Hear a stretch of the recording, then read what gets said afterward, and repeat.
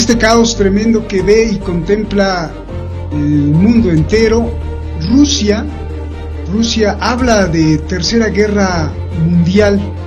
El canciller Lavrov, en una entrevista, habla de lo que sería justamente un Armagedón.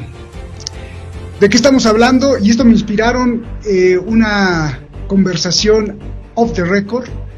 Estamos hablando también del existencialismo, y desde Nietzsche, pasando por Jaspers, Karl, Kierkegaard, porque la libertad individual hoy más que nunca es muy importante.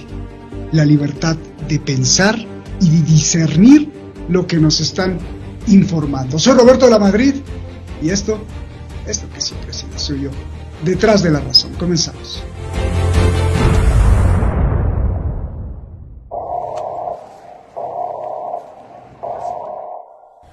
Rusia habla de la Tercera Guerra Mundial.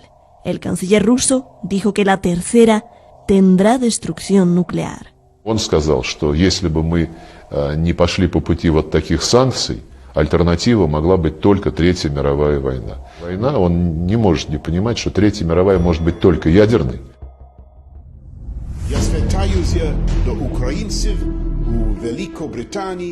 Reino Unido acusa de crímenes de guerra a Rusia. Convoca reunión de emergencia tras ataque a reactor nuclear. Dice que la imprudencia de Putin pone en peligro a toda Europa. La peor tormenta económica de la historia se le viene encima a Rusia, advierte supermillonario ruso. And there is no economic, way out of it. El senador republicano de Estados Unidos, Lindsey Graham, llama al pueblo ruso para que alguien asesine a Putin. The world would be better off if Putin were gone tonight. And the best way to end this war is not American boots on the ground, but for the Russian people to rise up, reclaim the honor of their country, and take this guy out, Putin, by any means necessary. Así o más claro, así están las cosas. Permítanos hacer un paréntesis,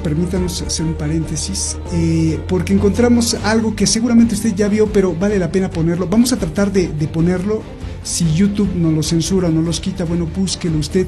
Pero es un fragmento de esta genialidad que tuvo el gran cómico Cantinflas, y que a alguien en las redes sociales pues se le ocurrió tomar ese fragmento para ilustrar lo que está pasando con Ucrania, Rusia, Estados Unidos, la OTAN.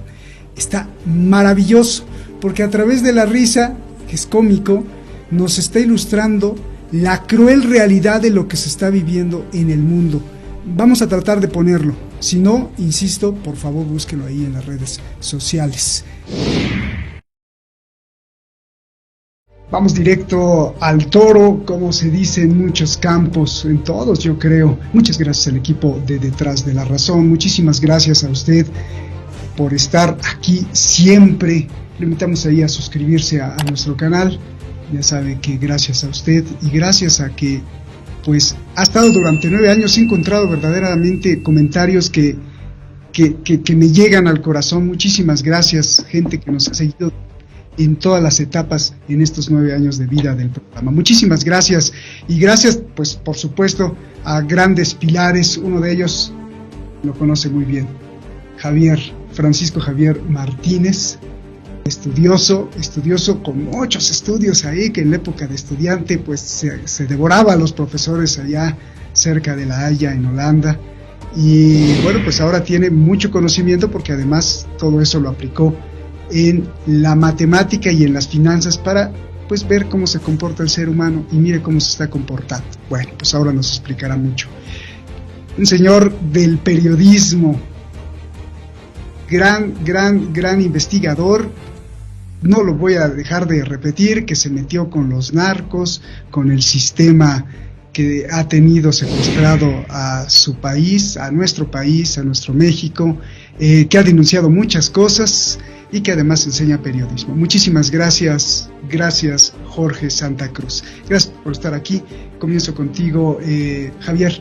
A ver, Hay muchas preguntas, ¿no? Pero la que más nos importa y seguramente que debe de ser vital, sobre todo en este discurso que está reproduciendo Televisión Española, Diario El Clarín en Argentina, Televisa en México, CNN en Estados Unidos y así muchos. ¿Cuánto hay de verdad y de mentira de esta gran preocupación por los ucranianos? A ver. Es una pregunta que me encanta que me la hayas hecho, porque estaba pensando estos días justamente eso, la gran hipocresía, la desidia, la inacción y la complicidad criminal que tiene eso que llaman Occidente continuamente en la historia desde el final, bueno, por poner una fecha, desde el final de la Segunda Guerra Mundial, bueno, o desde mucho antes. La Europa de hoy, como decía Jean Ziegler, no es más que un mercado, el terreno donde juegan las multinacionales. Es decir, es inadmisible, como decía Jean Ziegler, que un puñado de estados privilegiados, que encima están comandados por estas transnacionales, puedan decidir el destino del mundo en función de los intereses políticos, económicos y geoestratégicos de estos mercaderes que les mandan. Terminaría diciendo que la oligarquía, cuando se habla de las oligarquías rusas o las oligarquías ucranianas, hablemos de las oligarquías europeas, norteamericanas, anglosajonas, las oligarquías del capital financiero son más fuertes que los estados más fuertes y los más poderosos, y ejercen una verdadera dictadura sobre el mundo. Y quiero ponerlo, para terminar la respuesta a tu primera pregunta, quiero poner un ejemplo que para mí es encuadrante de toda esta preocupación. A ver, si el Programa Mundial de Alimentos, voy a poner dos casos, en marzo de 2017 se buscaba recaudar 4.000 millones de euros y solo recaudó 270, y en el peor momento del año pasado, con la hambruna, aparte de las sequías, con la hambruna producida por el COVID, se buscaban 6.800 millones y solo se logró recaudar 1.000. ¡Qué curioso!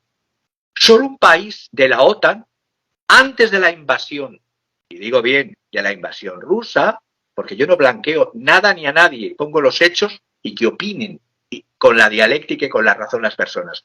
Antes de la invasión rusa, un solo país gastó 6.000 millones, 6B, de dólares en la compra de tanques Abrams, Polonia. Es decir, nos preocupa la muerte, pero echamos leña al fuego. Nos preocupan las víctimas desde el 2014 o las víctimas desde el 24 de febrero de este año. Porque antes del 2014 ya había víctimas, 14.000, pero es que las víctimas que se producen día a día, cada 5 segundos, muere un niño menor de 10 años a causa del hambre o de enfermedades derivadas del hambre, como es el NOMA, una enfermedad terrible que gangrena la cara de los niños malnutridos, que se les va comiendo la carne desde dentro. Y esos muertos no importan. Estamos viendo ahora con esta sequía y con estas hambrunas y las que se van a producir con estas medidas tan unilaterales tomadas por Estados Unidos, Unión Europea y Angloesfera, los países del Sahel, ¿qué va a ser de ellos?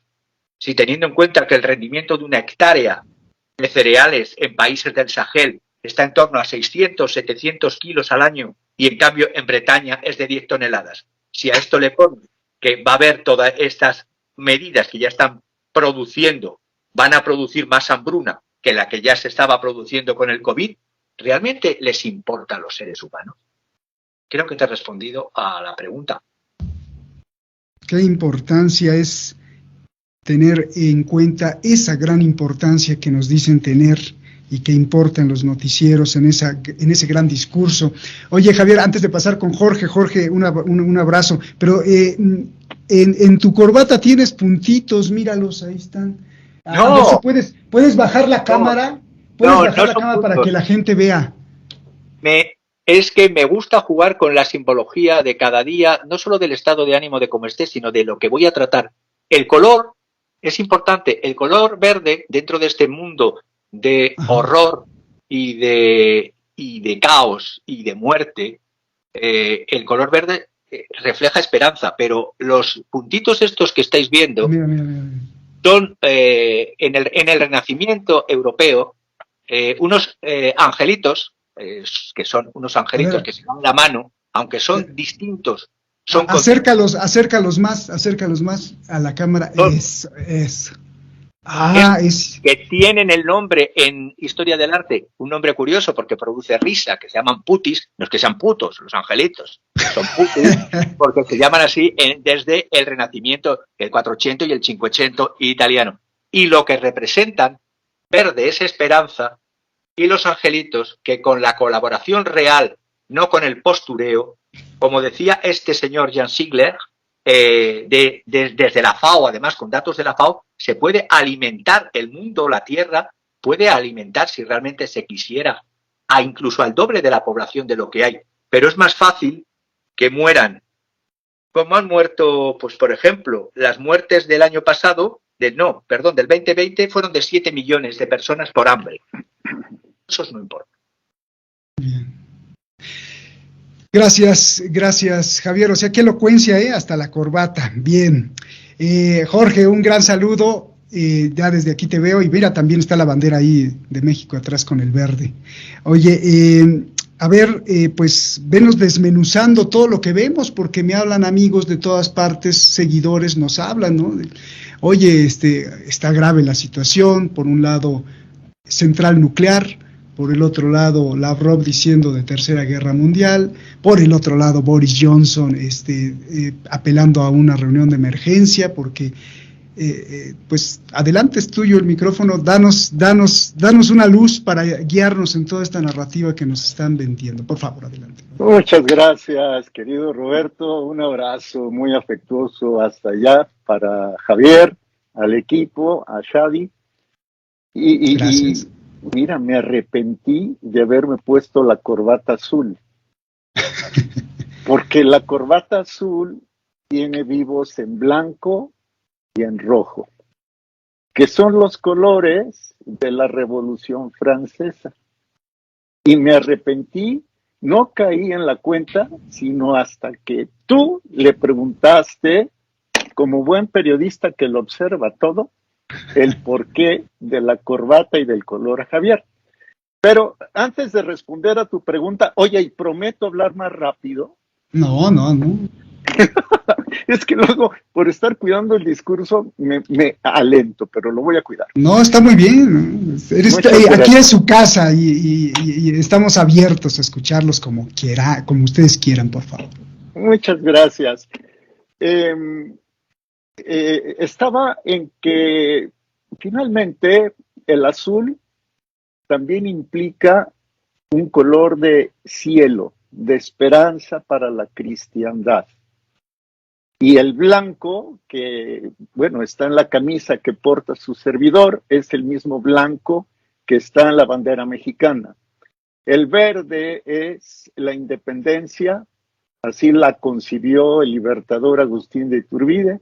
El blanco es la pureza de la religión, porque finalmente la patria existe para conducir a las almas a la patria eterna, y el rojo es la unión de los mexicanos. Este es el simbolismo conforme al Plan de Iguala, los tratados de Córdoba, el ejército trigarante, etcétera. Además, el águila, que fue seguramente introducida por los españoles, por los españoles de bien que vinieron a estas tierras. El águila que devora la serpiente es un símbolo cristiano. Uno de los apóstoles está simbolizado por el águila, pero además es el águila, la reina del cielo, la que devora a la serpiente, que simboliza al mal. Cierro el capítulo, querido Roberto, y ahora sí. Y tiene que ver también un poquito con la señal de Tenoch, ¿no? De Tenochtitlan, que Huitzilopochtli había dicho, no sé, pero eso ya será para tema de otro. Sí, porque finalmente Tenoch buscaba la tierra prometida, y en algo o en mucho se parece al Antiguo Testamento, ¿no? Al Génesis. Pero bueno, Roberto, tu servidor, el servidor de ustedes ha dicho que no habrá guerra caliente y lo vuelve a sostener. Y trataré de hacerlo con datos concretos, así como lo hace Javier, con datos verificables. Hoy es 5 de marzo de 2022. Bueno, ayer, 4 de marzo, estuvo el secretario de Estado de los Estados Unidos, Anthony Blinken, en el Comando General, en el cuartel general de la Organización del Tratado del Atlántico Norte, la OTAN, que es la alianza militar que encabeza Estados Unidos. El secretario general de la OTAN, el sueco Jens Stoltenberg, quien pronto recibirá como premio la dirección del Banco Central de Suecia, le dijo a Blinken, entre otras cosas, lo siguiente, cito textual, comillas, la OTAN no forma parte del conflicto. La OTAN es una alianza defensiva. Y agrego otra frase de Stoltenberg. No buscamos la guerra, el conflicto con Rusia. Al mismo tiempo, debemos asegurarnos de que no haya malentendidos sobre nuestro compromiso de defender y proteger a todos los aliados. Pues si me permiten, Ucrania no forma parte de la estructura de la OTAN. Les enviarán dinero y los endeudarán y tropas que asistan en cuanto a las cuestiones táctico-estratégicas. Si acaso, y hasta ahí. Ahora, anoche el presidente de los Estados Unidos, Joe Biden, dirigió su mensaje de Estado a la Nación, el Estado a la Nación, en lo que se considera como que el inicio de la campaña electoral de los demócratas. Y entre otros conceptos, Joe Biden dijo lo siguiente, ojo, las tropas de Estados Unidos no combatirán en Ucrania. Se trata de movimientos totalmente defensivos por parte de los Estados Unidos. Abro comillas, no tenemos intención de luchar contra Rusia. Y luego le dijo Biden a la ciudadanía estadounidense, eso sí, es probable que paguen los costos. Se pueden subir los combustibles. O sea, el bloqueo a Rusia repercutir en Occidente y lo está anunciando Biden. Y por último, y con esto, si ustedes me lo permiten, cierro. Zelensky, el presidente de Ucrania, el que se creyó todo, la Polonia de la Segunda Guerra Mundial se creyó todo de los aliados antes de la invasión alemana, del 1 de septiembre de 1939, Zelensky declaró este viernes 5 de marzo, hace 8 días, 25 de febrero, nos han dejado solos.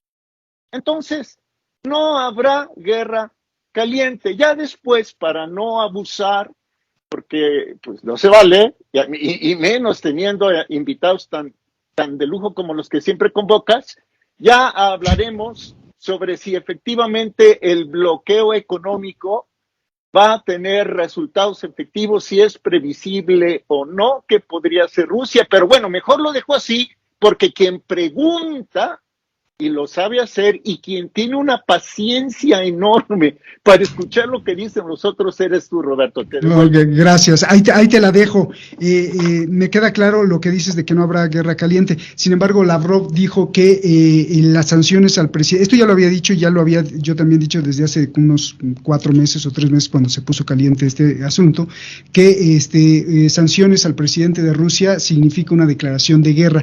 Y ayer en la entrevista de Al Jazeera lo volvió a repetir que las sanciones económicas es como un misil militar y que esto podría acarrear una respuesta táctica nuclear. No sé si es sanciones por bombas nucleares, pero por lo que tú nos dices me queda claro, pero ¿qué tal si Rusia reacciona defendiéndose? Ya me lo explicarás en la segunda intervención. Putin, la imagen, Javier, aparte del apunte que nos ibas a decir, no se te olvide, ¿quién es Putin? Venga. El apunte es que la guerra, ya estamos en guerra. Hay una forma que es oficial de declarar la guerra y otra forma es la oficiosa. Estamos en una guerra oficiosa, no se ha declarado formalmente, pero es una guerra oficiosa cuando tú envías armas ofensivas, no defensivas, en lo que originariamente era un conflicto interno que se ha internacionalizado. Por lo tanto, ya estás echando más leña al fuego y estás alimentando una histeria colectiva y la progresía de más muertes. Y con la invasión es como el fait accompli, el hecho consumado, a partir del cual se sigue incrementando, echar más leña al fuego, a incrementar la histeria colectiva, las disonancias informativas. Pondría una frase de alguien tampoco sospechoso como: recurramos a los militares, a un general alemán, es un ex general de la Bundeswehr, el general Gerd, sería Gerardo, Gerd Schulze Romhoff. Este general ha hecho unas declaraciones recientemente porque ha publicado un libro que se llama La guerra que tuvo muchos padres, y dice muy claro: todo empezó con la Wiedervereinigung, es decir, con la reunificación alemana. Una promesa del secretario de Estado de los Estados Unidos, James Baker, a Mikhail Gorbachev, el 8 de febrero de 1990, donde dijo claramente: la OTAN no avanzará ni una pulgada más hacia el oeste. Y ojo, los que me escuchan y me ven, no estoy blanqueando la invasión, estoy explicando un origen causal de unos hechos. Termino con esta exposición. Esta promesa fue además luego confirmada días después, el 17 de mayo de 1990, por el secretario general de la OTAN, entonces alemán, Manfred Wörner, y dijo al ministro de Asuntos Exteriores alemán, Hans-Dietrich Genscher, en presencia de este James Baker de los Estados Unidos, que claramente no iba a haber ningún avance. Este señor, en este libro de la guerra tiene varios, o tuvo muchos padres, habla de que Alemania y Francia fueron advertidores y mediadores infructuosos. La OTAN y la Unión Europea fueron incautos unos y provocadores y altaneros los otros por la OTAN. Y Rusia y Ucrania y las provincias de Donetsk y Lugansk fueron los que están jugando con fuego. Ahí sí ya hay guerra, pero se está alimentando. Y si realmente, para terminar ese punto que quería decir, si realmente hubiese preocupación por muertes y por vidas, es como tratar a un drogadicto, permitirme este ejemplo, convirtiéndose en dealer de más drogas, dándole, atiborrándole de drogas para ver hasta dónde llega hasta su muerte. Y esto es lo que está haciendo la anglosfera, lo que está haciendo la Unión Europea, lo que está haciendo la OTAN. Cuando me preguntabas quién es Putin... Oye, antes de que contestes ahí, porque ya hiciste ese paréntesis, Jorge estaba haciendo explicación de guerra caliente, imaginándonos que guerra caliente es tropa de Estados Unidos contra tropa de Rusia. ¿Eso va a pasar desde tu punto de vista, Javier?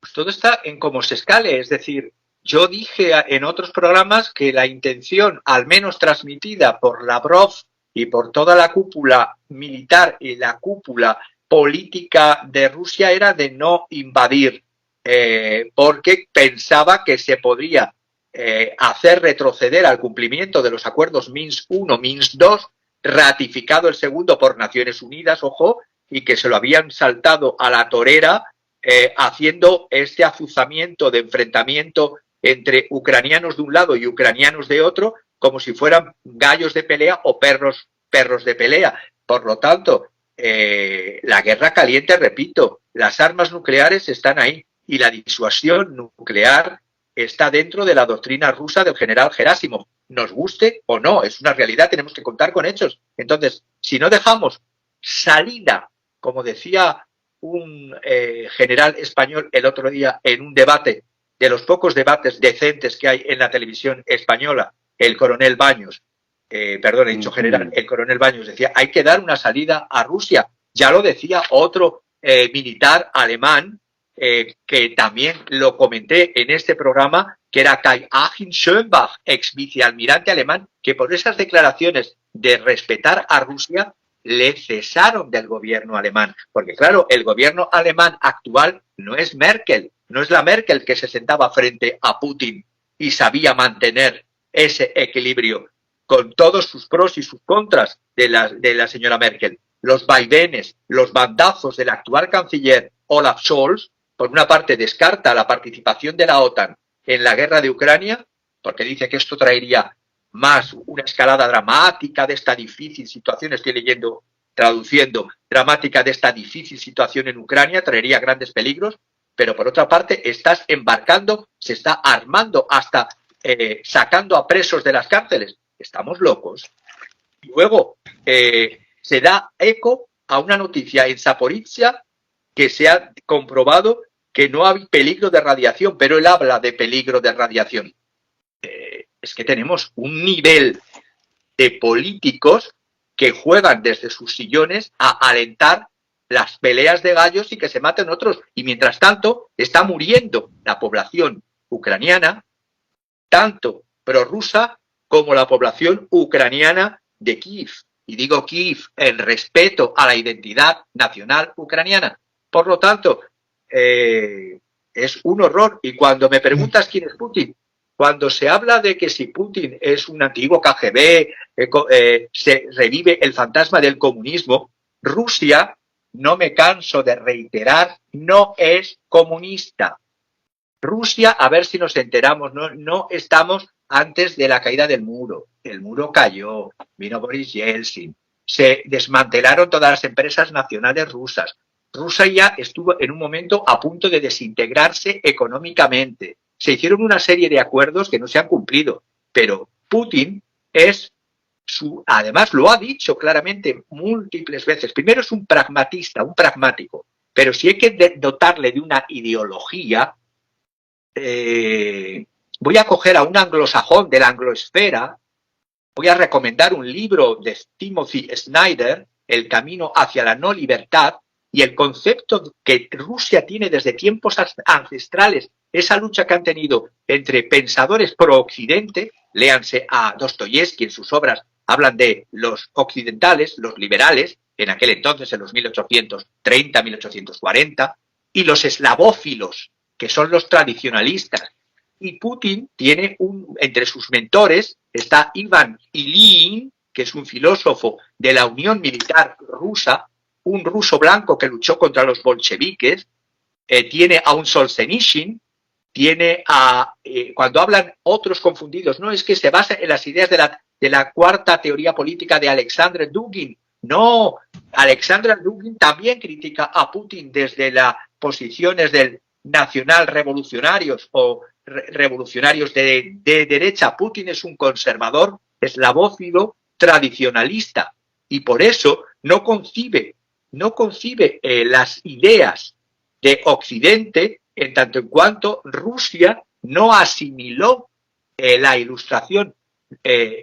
No hubo una ilustración alemana, Aufklärung, no hubo un Lumière a la francesa, no hubo un Enlightenment a la inglesa. En Rusia, la ilustración chocó en un primer momento con una Catalina II que sí se carteaba con Voltaire, que sí se carteaba con Diderot, que sí leía ella como zarina a todos estos ilustrados, pero que en el momento de que empezaba a haber revueltas en Rusia, cortó y quemó, y textual, todos los libros de la Ilustración. Por lo tanto, el pensamiento ruso es un pensamiento a caballo, muy propio de la identidad rusa, y hay que entender al contrario o al distinto para poder hablar ni negociar y evitar derramamientos de sangre. Repito, Putin es un eslavófilo tradicionalista. Ivan Ilyin, para que las personas lo sepan, o Iván Kireyevsky o Alexei Khomiakov son autores del siglo XIX en los que se inspira Putin. Y con eso respondo a la parte de la pregunta que me has hecho. Caray, ¿cuánto aprendemos? Eslavófobo quiere decir que le tiene fobia o rechazo a los eslavos.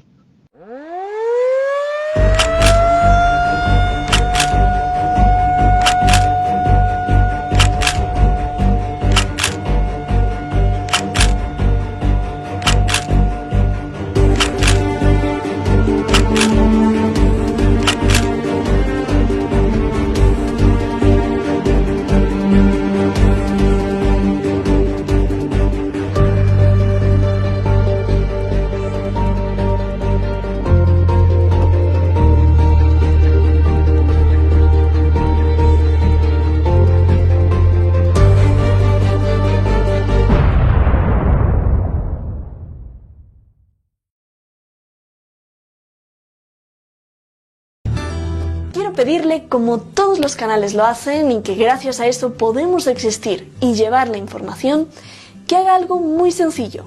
Solo píquele ahí y suscríbase, toque la campanita, para que este espacio de libertad continúe. De lo contrario, los que nos quieren manipular seguirán avanzando. ¡Saludos!